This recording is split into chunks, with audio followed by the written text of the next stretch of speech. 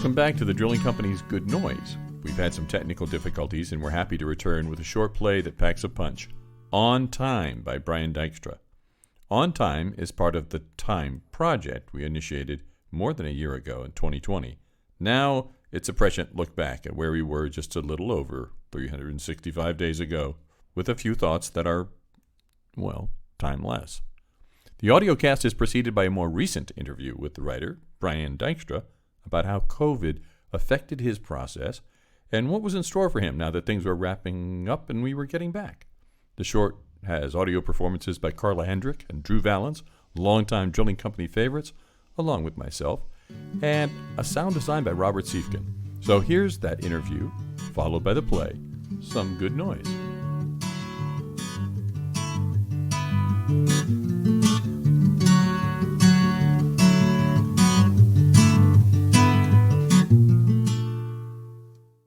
Welcome, Brian Dykstra. What, if anything, changed for you about your writing process? Well, quantity is certainly been affected because I had nothing else to do. I mean, normally I'm a playwright who acts, and when I'm in rehearsal, there's no room in my brain for writing. And the first at least 3 weeks of performance, I'm not in that practice. Right. So I don't really start writing until either the play is over if I'm out in the regions, or maybe in the last couple of weeks of the run. Normally when I'm not working as an actor, I'm home, and when I'm writing, I generally start around 4 PM and I write till about 4 AM. With, I'll take breaks, I'll cook dinner, I'll eat dinner with my wife, we'll watch television, then I'll go back to writing until really quite late. During COVID, I've been going to bed at reasonable hours, and I wake up in the morning and start writing.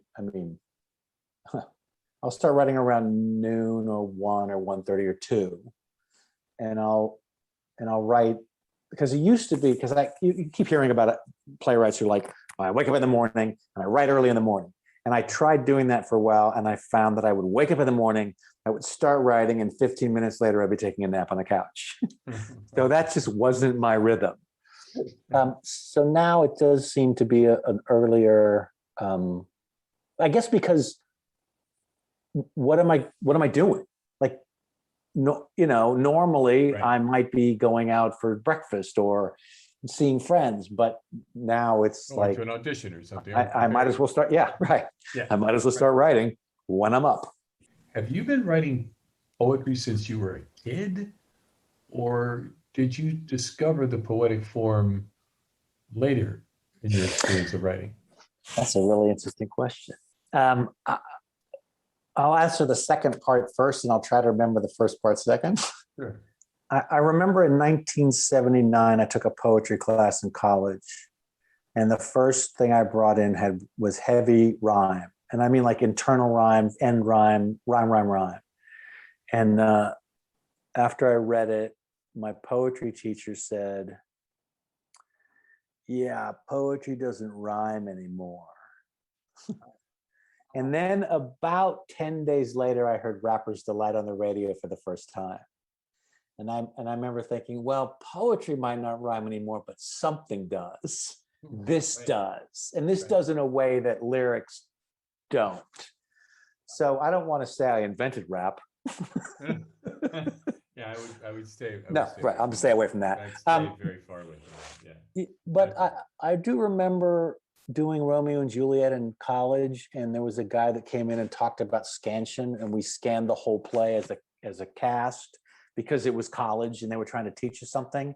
And I was so turned on by what the different, like a spondy and a pyrrhic spondy and a dactyl and an IM and a dip, it's just like a trochee. I was like so turned on by all this stuff that, I was applying it to theater and acting, but we would go through the script and they would pass something and I'd be like, no, that's two trochees. And then there's like, these lines have like 6 out of 8 have feminine endings. So I think he's telling us to speed up here. And I remember the director going like, Jesus, how do you know all this? Like, I don't know. I don't know. So I don't know if that answers your question. So about 19. You weren't attracted to pre-verse right away, and you were inspired by hip hop. Well, I don't know about that, because what I did was I wrote something. It wasn't hip hop what I wrote, but it was heavy rhyme. And so the Sure. hip hop, what it did was it allowed me to ignore that poetry teacher. I mean, I didn't ignore him in that class. Sure. I didn't write another rhyming thing the whole semester, but I did not mind. You know, back in '79, it was Levertov and Ferlinghetti and the great Allen Ginsberg. Sure. Those were the poets, and they weren't. Yeah, they weren't writing. Yeah. Anything that rhymed. It was all. Yeah. Yeah. But there was some beat. There was some beat poetry to it still. So there was some rhythm to it. It's just that that's not really what we were exposed to in college in Southern California in '79. But when did that make its way into your playwriting? Well, I remember writing things and being very frustrated when we were in rehearsal and directors and actors wouldn't take the time to explore the rhythm of the piece. And I didn't know how to communicate that, no, there's a rhythm here, there's a heartbeat here that's in the writing. And I couldn't point to it, I couldn't really explain it. I'm sure many playwrights feel this way, but I just remember constantly being frustrated. And now I know how to talk about it better. So even in a play like Hiding Behind Comets, which I wrote 2002,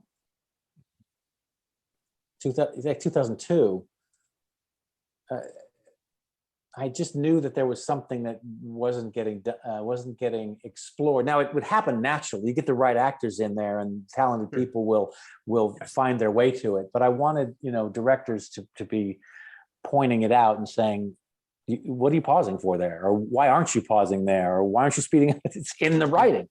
You wanted it to be more plain on the page. I think so. Delivering. Well, I thought it was plain on the page. I just didn't see actors pick it up. Yeah, but by the time, but when you started adding real poetry to it's very specifically, then it became harder to ignore. I guess so. When you're or to miss, but when you're creating that, you have to create a specific environment for yourself. Is there anything that you do in the environment that you create around yourself as a writer to do this, besides the time thing that you were talking about, or do you just let it, or does it just sort of come to you? Can you write this kind of stuff anywhere, or do you need to be, say, specifically at your home or something? Well, if I have to, I can. Nothing's better than a deadline for writer's block. You just don't have it. Right. But I mean, generally, I have a standing desk area where I can stand or sit. I have music over my shoulder. And sometimes, like, I was writing this one thing and all I listened to was, oh God, it's proper names. I mean, Bob Dylan is his name, but the album is the one with Tangled Up in Blue on it. I just listened to it over and I just would play it and then I'd play it again. And that's all I listened to. And Margaret was being driven crazy, I'm sure. She's like, oh God, he's writing that piece again. But sometimes it's hip hop, sometimes it's Dylan, sometimes it's, it's kind of weird because sometimes I'll go to like a heavy lyric guy like Leonard Cohen, and you would think that those words coming so clearly about something else would get in the way, but I find that when it does, then I go to like, yes, because that you can, I don't know what the fuck they're saying. Right. Yeah. Like a seasoned witch will what? So, and then sometimes the music's off. Not very often, but sometimes I'll write with the music off. Sure. So the on-time piece. Mm-hmm. So it was written obviously a year ago. What changed for you in the last year in your outlook of, say, where we're headed? Well, I wrote a piece a couple of years ago where a guy's introducing a slam poet in a competition, and he says something like, global warming will wipe out or global warming will lead to coastal flooding that will wipe out a billion people, and viruses incubated in a hotter world will wipe out another 1.2. So my outlook is generally pretty bleak as it comes to the way human beings ignore this existential crisis that we've created, and we still do it. I mean, we hear lip service, but like we're still pumping tons of CO2 into the atmosphere, and it's going to kill us. Right. But recently, somebody came up with a vaccine. Somebody has figured out a way that even the variants are going to be dealable. Like I read that Moderna actually had the genome mapped and a map of how to make a vaccine within 3 days of getting the genome. And you're like, okay. And they could have made a vaccine if they didn't have to test it. They didn't have to go through all the process. We could have had a vaccine a year ago, or 9 months ago. So Earlier. We certainly could have had a vaccine earlier. I mean, of course you have to proceed cautiously. Yeah, right. Of course you have to test things. Yeah, well, and even still, some people are suspicious that we haven't tested it enough. So of course, So these are obviously necessary, but when you the science that we have, they can actually boost a vaccine to defeat a variant within a week. And then they've got to manufacture it. So that's a different issue. But so you're like, we've a political party in this country that's been denigrating science for 40 years. Yeah. And we may need to rely on that science we've been denigrating for 40 years. Now, so it's, there was a time in New York City where they thought, we cannot continue. There's horse shit everywhere. And this city is completely unlivable. And then cars were invented. So there were, and all the buggy whip manufacturers went out of business. They cleaned up the horseshit problem. They cleaned up the horseshit problem. Now they made other problems. Yeah. Right. Yeah, it did. It did. I don't think we were thinking of those when we were thinking of how terrific it was that we're getting places faster and we got rid of all this mess on the sidewalk. So hopefully, I mean, there's plastic that's going to kill us, and there's global warming that's going to kill us, unless scientists figure out how to mitigate the problem. And I hate relying on not behavior, but I watch the behavior and go, if we're relying on human behavior, forget it. We're checking out, and we'll become the only species in the history of the planet who've actively participated in our own extinction. Right. Say something for a second about the projects that you're working on right now, just before we tag this off. Just describe some of what you're doing right now. Well, let's see. I wrote a TV show. I mean, most of it's about how crazy people are, or trying to live in an insane world. And the other stuff is I'm writing a couple of pieces for some theater companies, and most of it is about how Zoom theater doesn't work.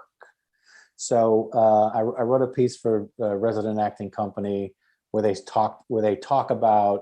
trying to do a piece, and they're trying to decide what about what they're doing is still theater. And of course, theater is in person, sharing the same air, live.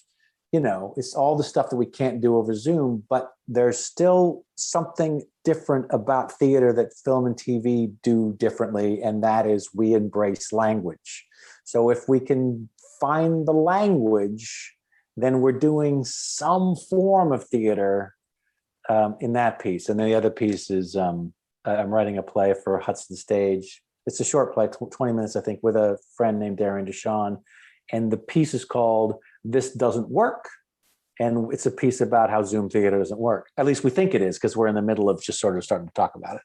Yeah, that sounds great. And without further ado, we're going to say thank you to Brian Dykstra for taking a couple of minutes to talk. And we're going to go to some of that theater language that he's produced. So thank you, Brian Dykstra. I hope you all enjoy.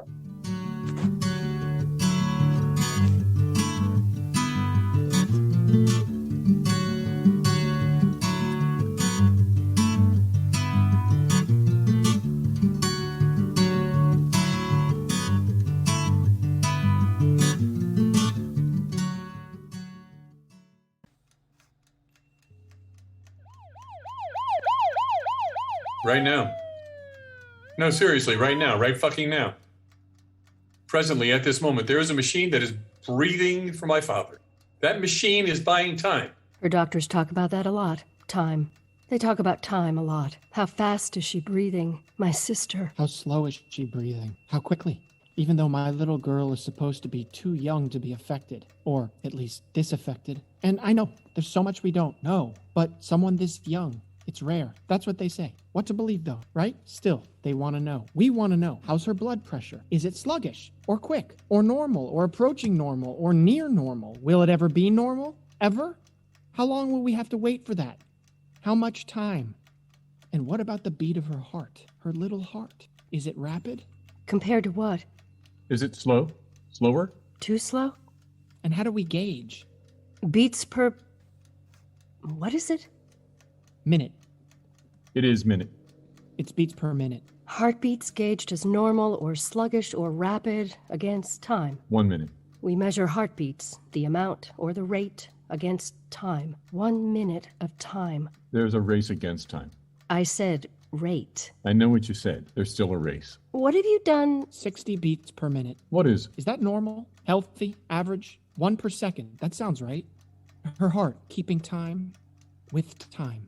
Average is a wide range. Is it? I heard it is. How wide? I think it's normal to be between 60 and 100 beats per minute. That is a wide range. How is your daughter's? It's fast. So too is my father's. 2 billion heartbeats. What is? That's what we get. That's what every animal gets. Every mammal, at least. Birds even. Some birds. On average, 2 billion heartbeats, like grains of sand, counting down the time you have left. At 72 beats per minute, you reach 2 billion in about 72 years, which is average for humans. A human lifespan. Chickens have much faster heartbeats. Chickens? About 275 beats per minute for a chicken, so they add up to 2 billion in about 15 years, which is their life expectancy. Why are you talking about chickens? Or, okay, a mouse. A mouse lives 3 years, but its heart rate is way faster than my sister. Or a chicken? Less faster than with a chicken, but still 5 times faster than a chicken, so yes, that is a lot faster. Why are we... But still exponentially faster than my sister. That mouse. What? Why are we talking about chickens? I'm talking about my sister. But you were talking about chickens. Don't be ridiculous. You were. I know I was. But why? So we can avoid talking about time. The time we have left. With them. What have you done? Some get better. That's true. Not a lot. No, but some. Sometimes, listen, sometimes, like this time, at this time, or at a time like this, when it feels like we have all the time in the world, it also feels like we're running out of time. Time waits for no... What is it? For no man. Man? Yes. Fine, but we do too. We keep running out of time too. Also, time to have reacted quicker. We're not getting that time back. No. Time before a cure or a vaccine or What? even a treatment. We have those. I know. Some promising treatments. They're not helping my sister. They're not helping my father either. Or rather, they haven't helped. Yet. Maybe they weren't administered in time. No, that's possible. It's possible if they had caught it earlier or taken it more seriously, taken more necessary precautions, cautions before the fact, treated it sooner, earlier, at an earlier time, I guess, for a longer time. Maybe that would have helped. Maybe helped to buy more time. Right. For more options. Time means more options. But now what? Now we wait. We wait for news. For how long? And what have you done with... As long as it takes, or as long as we have, we wait. At home. They won't let us wait with them, not if it's bad, so we wait. For a cure, we wait. For an action, we wait. For movement, we wait. For an opening. We wait for a plan, we wait. For a test, For a break. For the weather. we wait. For breaking the weather, whatever that looks like, we wait. For the second wave. Or the third. A prognosis. A treatment. A course of action. A plan of attack. An election. We wait. For something to do. Something to do with all this time. This time on our hands. This slipping into the future time. I know that song. What song? Doesn't matter. No? No. What have you done with your talent? What? What was that? Or is that? What is that? No, I mean, when I was an undergrad, which was a long time ago, I had an acting teacher. You were a... She was from Poland. I don't know why or if where she was from is relevant. She said one day in class, she said that someday I would die. I couldn't argue with that. Not even back then. I was maybe 20. Bulletproof, I thought. Indestructible, I thought. She said she believed in God, but it didn't matter if I believed in God or what kind of God, because she was trying to teach me something, so I should shut up and listen, and that God, in this story, was just a metaphor, so shut up for a moment and listen to the lesson. She said, someday you will die, and you will meet God. And God will demand of you, not mean, not forceful, like I said, a demand. God will ask after you die, God will demand, what have you done with your talent? And if you don't have an answer, or you shrug your shoulders and say to God, then God will smack his hands together or on something, pounding it to make a point. But it will be frustration God is feeling, not anger. It will be frustration because God gave this to you, not someone else, this gift, this talent. And if you don't have an answer, he will pound the table or the arm of a chair in frustration, and he will cry out, not good enough. And you will have to take that disappointment from God. But that won't keep you out of heaven. See, God feels that frustration every single day. What have you done with your talent? He asks, demands. How often is God satisfied with our answers? How often? Sometimes. Maybe. Maybe sometimes. Maybe. So, does that mean, what does that mean? Are you, did you become an actress? No. I was an actress. That's not even true. I studied acting. I wanted to be an actress. But I wasn't. So, what did you do with your talent? Right. That's right. That's my point. No, but we all have things, or had things, didn't we? Things things we wanted to, do, or be, or do really. Things we wanted to do. I wanted to write, kind of. No, I did, but the kind of writing I wanted to do, it didn't pay any bills. Or I couldn't imagine a way it would pay any bills, not without struggle, more struggle than I had in me, and maybe never, even with that struggle, if I had it in me. So I had to put that away. There wasn't, there wasn't time for it, or enough time. There were responsibilities, a mortgage, mouths to feed. When I was a child and all that, I spake as a child, etc. When I grew to be a man, I put away childish things. There just wasn't time for those. For which? Childish things. And now? And now, what? I don't mean to suggest that we have nothing but time, but What I mean instead is that maybe we actually do have nothing but time, which is maybe, I don't know, maybe that's all we ever had or have, the time we are allotted. What have you done with your talent? What are you doing with your time? If you're somehow suggesting this is somehow some kind of gift that we're supposed to... Of course not. No. No one would suggest that. No way. Okay. What are you doing with your talent? Or...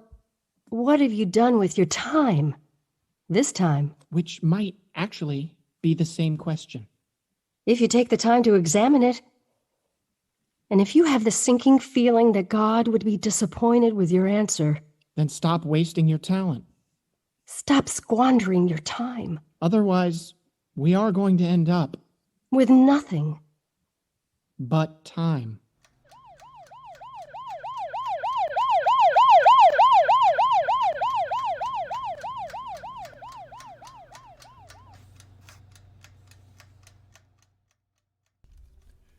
That's our 4th edition. Thanks for joining Good Noise and the Drilling Company.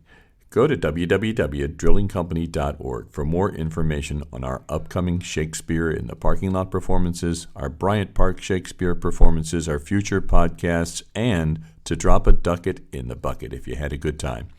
Thanks for listening, folks. Be well.